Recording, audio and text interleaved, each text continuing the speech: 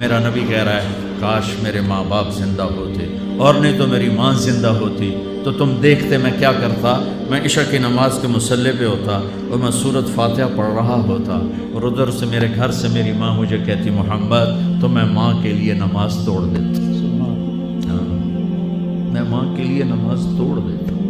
اور میرے نبی سے پوچھا کہ یا رسول اللہ قیامت کب آئے گی؟ یہ بچیاں غور سے سنیں، سارے سنو پر یہ خاص طور سے سنیں.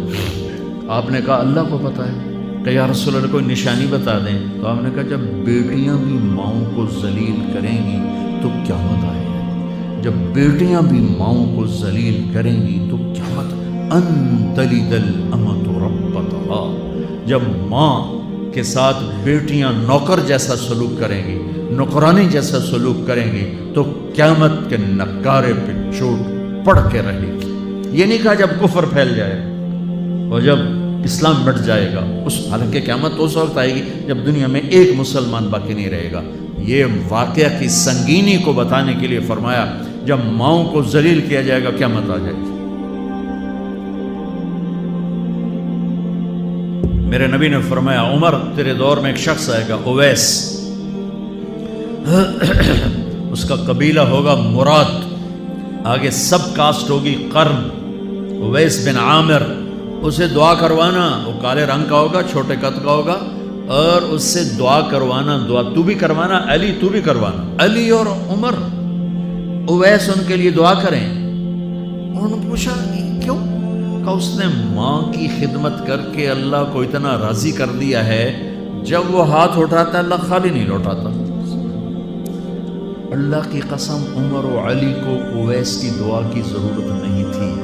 امت کو پیغام دینا تھا کہ مائیں ذلیل ہو رہی ہیں آج اور باپ جوان اولاد سے چھپتے پھر رہے ہیں. تو میرے رب میرے نبی نے یہ آگے پیغام دینا تھا کہ نبی ہو کر رسول ہو کر کہہ رہے ہیں کاش ماں ہوتی تو میں اس کے لیے نماز توڑ دیتا. آپ کو 8 عورتوں نے دودھ پلایا والدہ سمیت، ان میں ایک ایمن بھی ہے آپ کے والد کی باندھی. تو گھر میں تشریف فرما تھے، ایمن بیٹھی تھی حضرت عائشہ. تو ایمن کہنے لگی یا رسول اللہ پانی تو پلا دے. تو اللہ کے نبی ایک دم اٹھے تو حضرت عائشہ ناراض ہو گئی. ایمن اللہ کا رسول کو کہتی پانی پلا. تو اور کیوں نہ کہوں، میرا بیٹا ہے، میں نے دودھ پلایا. تو حضرت میرے نبی نے کہا ہاں عائشہ یہ میری ماں ہے، اس کا میں نے دودھ پیا ہے. آپ اٹھے، گھڑے میں سے پانی بھر کے یوں دونوں ہاتھوں سے حضرت ایمن کو پیش کیا جو حبشی باندھی تھی. چونکہ دودھ پیا ہے تو ماں کا لفظ صادق آ گیا. تو بجائے اس کے کہ برا مناتے، آپ خادم بن کے اپنی ماں کو دودھ پلانے والی ماں کو آپ نے حضرت حلیمہ سعدیہ تشریف لائیں، آپ نے اپنی چادر بچھا کر اس کے اوپر بٹھایا. حضرت عمر کا دور خلافت آیا، وہ ہر سال حج کرتے تھے. اور بھائی کوئی اویس ہے، وہ ملتا ہی کوئی نہیں تھا. 3-4 سال گزر گئے تو کہنے لگے سارے حج اکٹھے ہو جاؤ. بھائی سارے حج اکٹھے ہو گئے. آپ نے کہا سب کھڑے ہو جاؤ، سارے کھڑے ہو گئے. پھر آپ نے کہا یمن والے کھڑے رہو باقی بیٹھ جاؤ. تو چند ہزار کھڑے رہے باقی بیٹھ گئے. پھر آپ نے کہا مراد والے کھڑے رہو باقی بیٹھ جاؤ. تو 15-20 آدمی اس میں سے نکلے. پھر آپ نے کہا مراد کی جو آگے سب کاسٹ ہے قرن والے کھڑے رہو باقی بیٹھ جاؤ. تو صرف ایک آدمی بچا. تو آپ نے اس سے پوچھا تم قرنی ہو؟ کہ جی.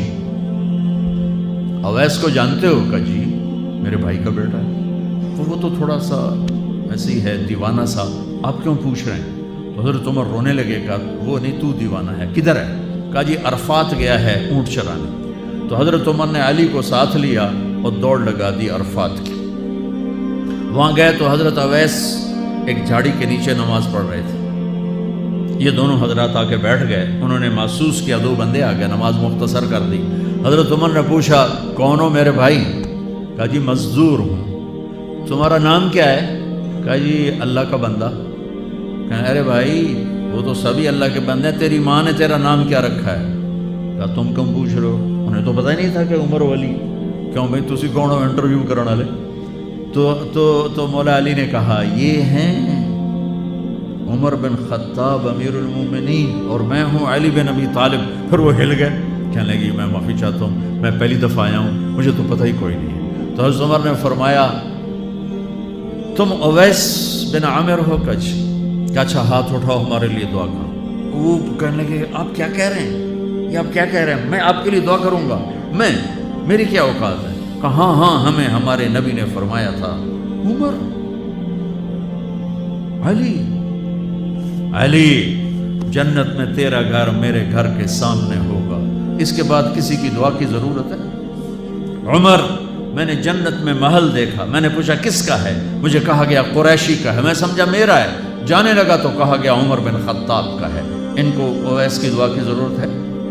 میدان عرفات میں 1.25 لاکھ صحابہ کے ساتھ آپ اونٹ پہ تشریف فرما ہے، اونٹنی پر، تو آپ نے فرمایا اس وقت میرا اللہ میرے صحابہ پہ فخر کر رہا ہے اور عمر پہ خاص طور پہ فخر فرما رہا ہے۔ ہمیں پیغام دینا تھا، آنے والے زمانوں میں یہ ہونا تھا۔ سبحان اللہ۔ امام ابو حنیفہ کا نام تو سب کو معلوم ہے نا، ایک اور عالم بتاتا ہوں، عبد الرحمن بن ابی لیلہ، ان میں علمی کھٹ بڑھ تھی بہت زیادہ، آپس میں بنتی نہیں تھی۔ تو ابو حنیفہ جیسی ہستی جن کے کروڑوں فالوور آج ہیں، ان کی ماں کہتی نعمان یہ مسئلہ ہے، جا کے عبد الرحمن سے پوچھ گیا۔ زندگی میں ایک دفعہ نے کہا ماں جی میں اس کو بڑا عالم ہے میرے کو پوچھ لو، کہا اچھا ماں جی، اپنی چادر اٹھاتے اور پہنچ جاتے دروازے پہ دستک دے کے بھائی مجھے میری اماں نے بھیجا ہے، آپ اس پہ فتویٰ، حالانکہ ان کی اپنی رائے اس کے خلاف ہوتی تھی، لیکن ماں کے احترام میں جا کر ان سے مسئلہ پوچھتے جن سے روزانہ مناظرہ ہوتا تھا، روزانہ کھٹ پٹ ہوتی تھی علمی، ماں نے کہہ دیا جا کر ان سے پوچھ کے آتے تھے، اپنی اتنی بڑی علمی قدر و منزلت کو ایک طرف رکھ دیتے تھے، نہیں میری ماں نے مجھے کہا۔ تو آپ سب نوجوان ہو، ماں باپ زندہ ہیں تو ان کی دعا لو، آہ نہ لو، دعا لو۔